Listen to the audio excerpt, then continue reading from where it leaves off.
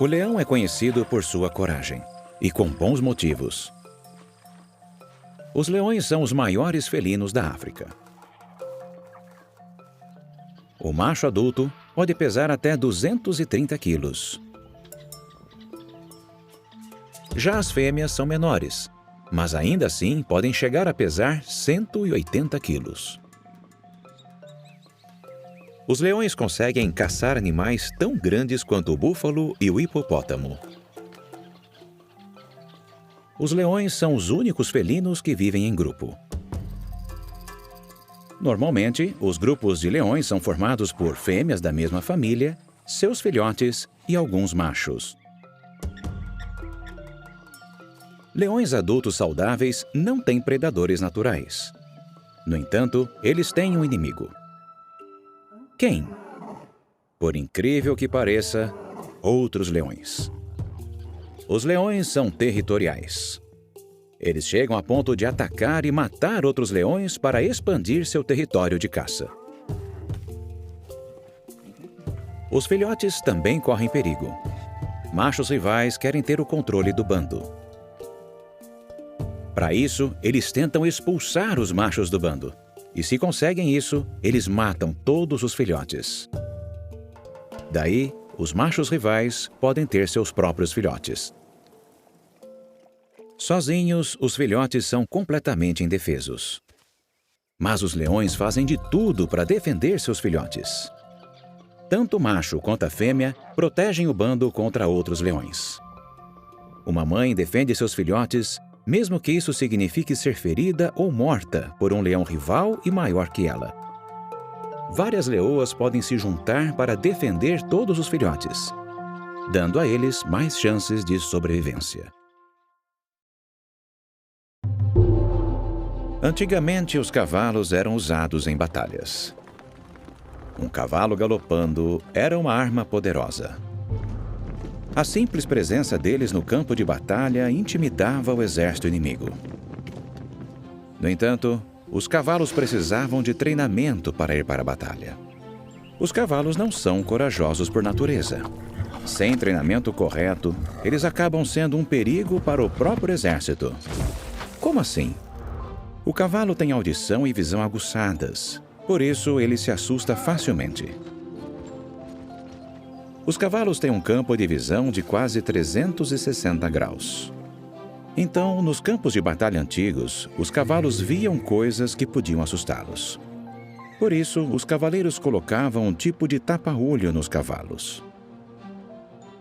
Os cavalos usam 16 músculos para movimentar cada orelha. Eles movem as orelhas para ouvir melhor os sons.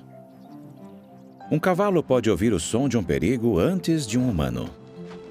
A possibilidade de um cavalo entrar em pânico durante uma batalha era um perigo constante.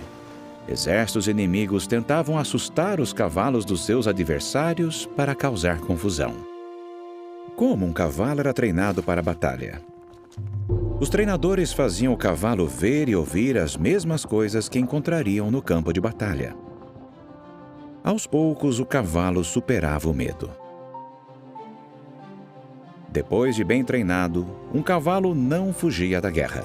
Em vez disso, ele corajosamente corria em direção a ela.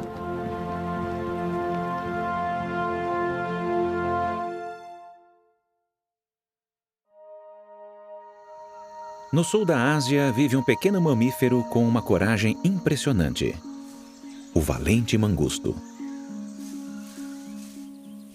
Geralmente, esse animalzinho peludo mede menos de 1 metro, da cabeça à cauda.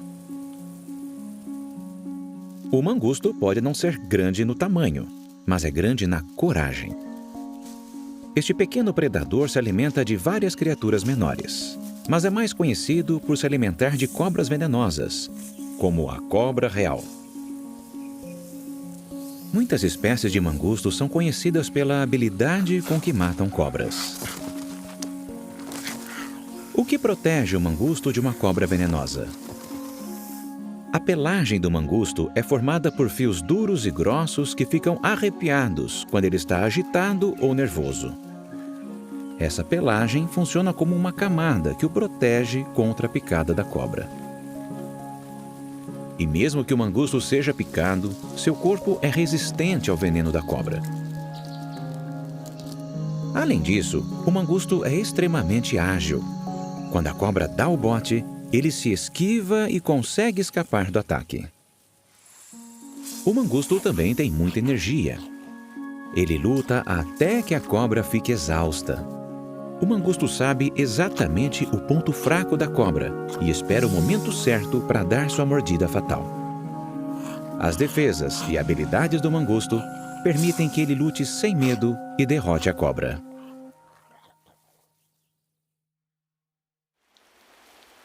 Encontrado somente nas Américas do Norte e do Sul, o beija-flor está entre as menores de todas as aves.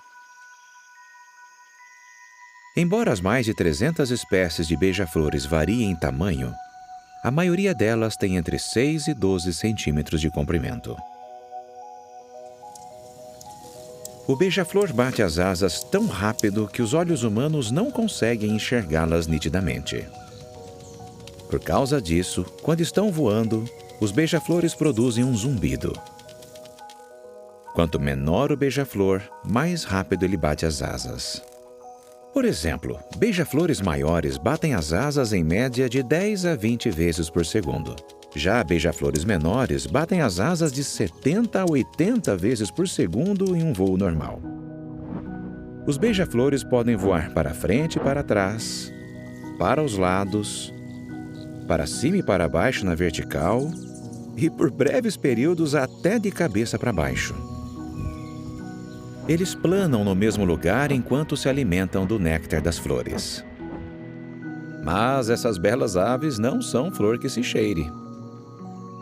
Os beija-flores são agressivos ao defender suas fontes de néctar e tentam expulsar outros beija-flores que invadem seu território. As fêmeas defendem seus ninhos. Especialmente durante o período de acasalamento, os machos da maioria das espécies protegem seu território. Por serem ágeis, os beija-flores conseguem expulsar aves bem maiores, como corvos e gaviões. Eles chegam até a atacar humanos. Apesar de serem minúsculos, os beija-flores estão sempre prontos para defender a si mesmos e seus meios de sobrevivência.